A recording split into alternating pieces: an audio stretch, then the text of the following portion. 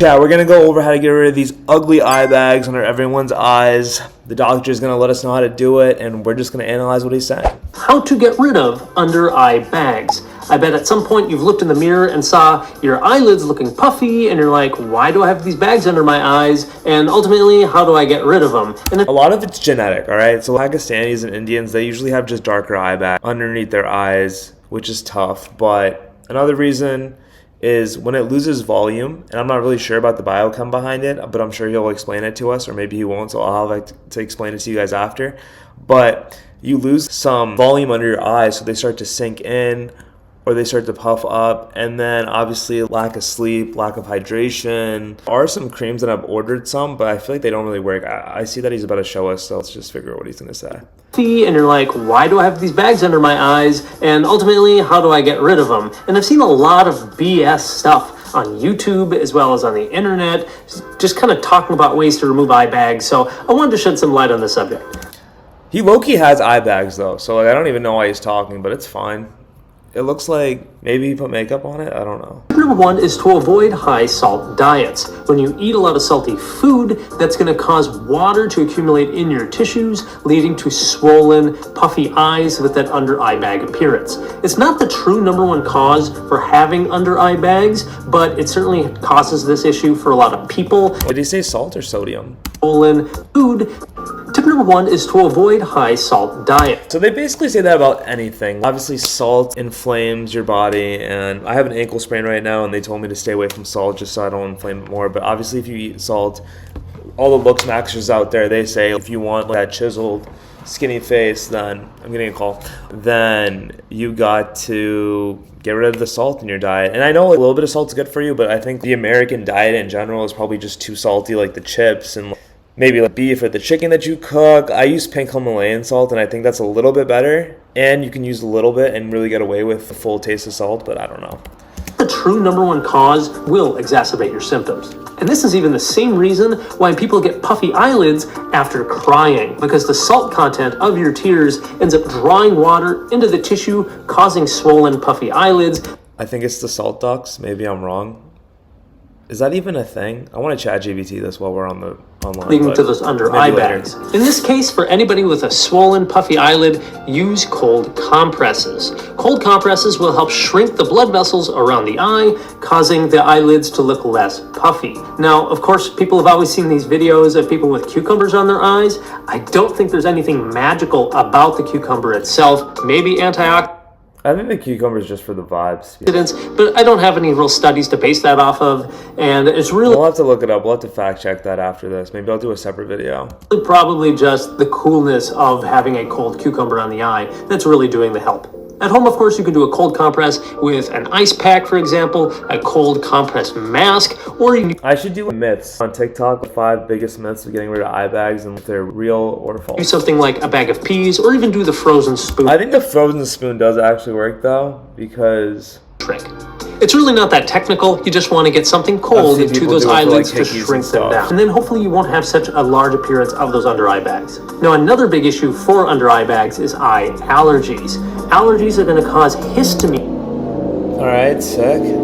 But, you know, allergies are definitely tough. I feel like Pakistanis in general, too, they're probably prone to having more allergies than, let's say, your stereotypical Caucasian or African American, or I don't really know about Asians, but they definitely do. I definitely have allergies, and I think that definitely contributes to my eye bags more than... All right, I'm going to turn this window down. Sorry, we have a LaFerrari outside. To be released from your tissue, that's going to cause your blood vessels and your tissues to swell up, become red, and you'll have that itchy sensation. Number one, do not rub your eyes when you're having eye allergies. It'll feel good at first, but really just makes things worse. 2, using a cold compress, like we just discussed, should help with a lot of the symptoms and bring down some of that swelling. So the only thing that this guy's offering right now, which I guess is fair, is just a cold compress. I guess that's the only thing that gets rid of it. Number 3, there are great antihistamine eye allergy drops and oral antihistamines that can help with this. Thankfully, we have great there are eye drops, and there's a lot of eye drops in the market now. And in the future, low-key, I kind of want to make eye drops myself, but I'm not getting paid for this, so we're not going to go over any of the brands. Otherwise, the only warning I would give out about using any oral antihistamines is that they often do dry out your tissues, and so a lot of people on those medications for allergies can end up with really dry eyes. So what's up? Dry eye is such a big problem too. I feel like a lot of people have it. There's a lot of places that help with dry eye. I know one girl that I met in school said that she got implanted eye drops and they keep her eyes wet. And then also there's one of the, I think Alcoin, they just created contact lenses that for 7 days will slowly release, and this is a new method, they slowly release water and a little bit of liquid in the eyes, and it keeps your eyes hydrated, which is actually kind of crazy, and lasts for 7 days, so you get like a weekly supply of your contacts, but it's pretty clutch. And if you just don't need the contacts, you can get like plus 75, I think, and you can just use the water and it'll help out. For that. Now, before we talk about under eye bag creams, out there on the market, and I'm honestly not a big fan of them, and I'll tell you why. Most of these under eye bag creams. So I've tried out a lot of eye creams. I got sent a lot of eye creams when I used to do fashion TikToks, and it really just doesn't work. And it's sad to say, it doesn't do anything. There is this cucumber eye cream from Kiehl's, and I'll just let that one slide. But that will temporarily reduce the darkness and the bagginess, but like it's very temporary. So like if you're going out for the night for dinner, you could put it on, or if you have an event or a meeting, you could put it on, it'll get rid of it. And I think it lasts like maybe an hour or so, but at least for that 1 hour, or if you dump a lot of it on, at least it'll give the appearance that it looks healthy and not baggy and a little bit later than before. Such as serum albumin is a lid or skin tightening cream. And yes, some of them do work, but they're only temporary as a fix. They ultimately don't solve the issue. And most of these different cosmetics, these creams, they're not regulated. And so they use preservatives, which many of these preservatives have been found to cause permanent damage to the oil glands in the eyelids. Wow, so do I take that back now? Will we not be using the Kiehl's under eye cream? And that can lead to not only dry skin on the eyelid, which again, gets rid of what?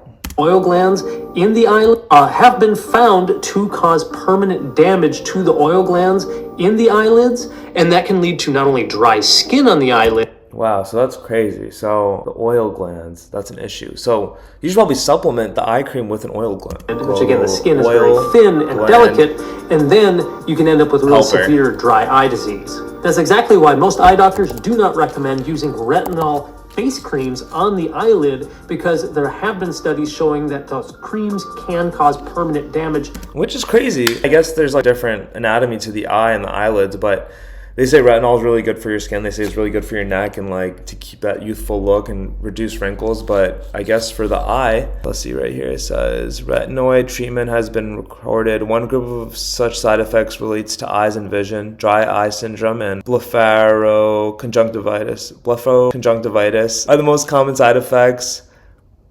I think it's blepho, whatever. Anyways, appearing in 20 to 50% of patients treated with retinoids. They often contribute to the occurrence of the other side effects such as dry eye discomfort and contact lens intolerance. Due to this widespread of this clinical practice, the adverse effects, including other side effects, should be studied to confirm the variety of adverse side effects of retinoids. Several case studies, reports, or rare side effects are presented. I love when they put the little, hold on, I'm getting a text message, but I love when they put the little study in, because then it's factual and it's not just him spewing stuff, even though he is a doctor, so I'm sure whatever he's saying actually is true all the time. But no, not all the time. But I'm sure when he puts these evidence-based research arguments, then they actually are pretty valid. To the meibomian glands in the eyelid, leading to evaporative dry eye disease. So again, I personally do not recommend under eye bag creams, but I know if you're looking for either moisturizing creams for the eyes, sunblocker on the eyes, or even you're looking for makeup or something on the eyes that's eye friendly, this is becoming a bigger concern in eye care. And so some companies are researching this and coming out with products. I'll try to put some links in the video description below for under eye bags, eyes.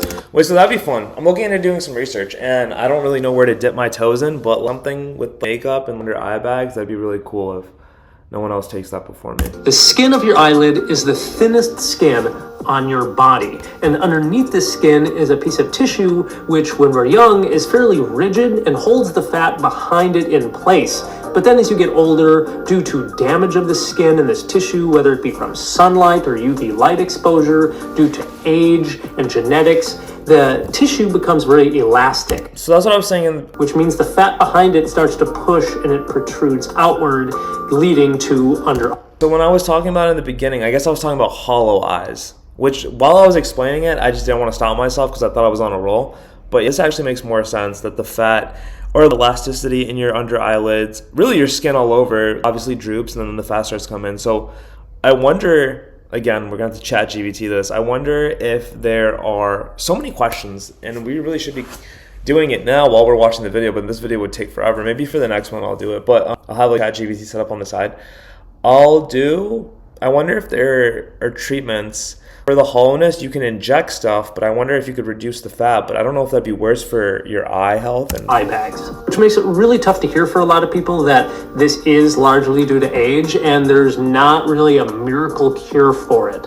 But because of these reasons, that is why oftentimes surgical correction is the end-all be-all treatment for under eye bags. We call the surgery for having under eye bags called a lower eyelid blepharoplasty, sometimes referred to as a lower eyelid lift. This is where your surgeon will go in underneath your eyelid and make an incision, and there's got to be non-surgical tactics though. Remove some of this orbital fat from underneath that lower puffy. And this is where your surgeon plasty. Lower eyelid blepharoplasty.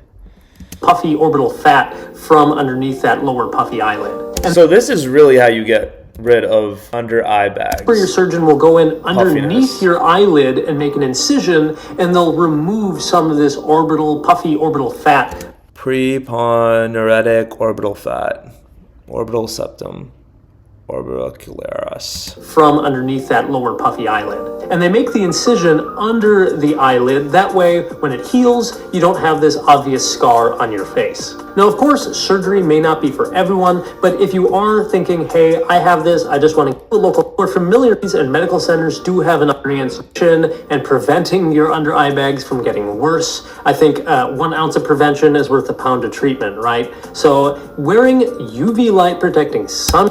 Yeah, I say that with everything. You should always future-proof yourself. So like you said, you should be wearing sunscreen to get rid of your eye bags. You should, what else? Block on your... You should be using the ice method. Skin regular when you're outside, wide brim hats and sunglasses. Oh, so what I've been doing, I don't drive right now. I haven't driven recently, but when I do, I'll wear the gloves to make my hands still stay youthful without the wrinkles and everything.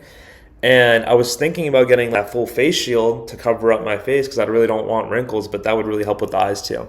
But that's obviously like, if you go outside, you're going to look kind of crazy. You're not going to look super presentable, but I guess a hat to cover up, or sunglasses really. You can get prescription sunglasses. So I think those are definitely key things that you need to do. I don't know, it's kind of hard if you have glasses, you're not really used to glasses, to wear the sunglasses all the time, but I guess wearing the full face shield is even harder, but I don't know. Glasses are great. The best thing to do is just really not go in the sun. Even though they say go in the sun, vitamin D, everything helps, it really doesn't. I think maybe just like touching sun for a few seconds is good, but anything longer than a minute or two is probably just detrimental to your health. Make sure you subscribe, make sure you leave a comment, make sure you follow me on Instagram and TikTok, and see you guys later.